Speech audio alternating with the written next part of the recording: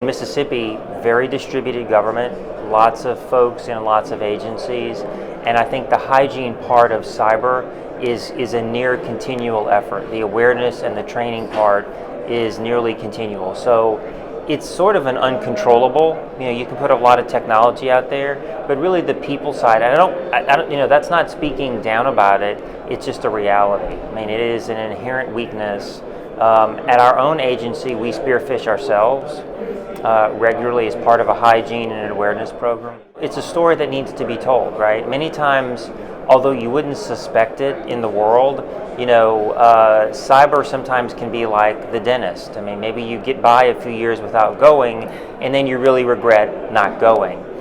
So we come to work every day, systems work, right? Life kind of goes on, and so that's that hygiene element of it, not just the people side, but the system side, that if you're not very vigilant, maybe and diligent, you're going to have issues.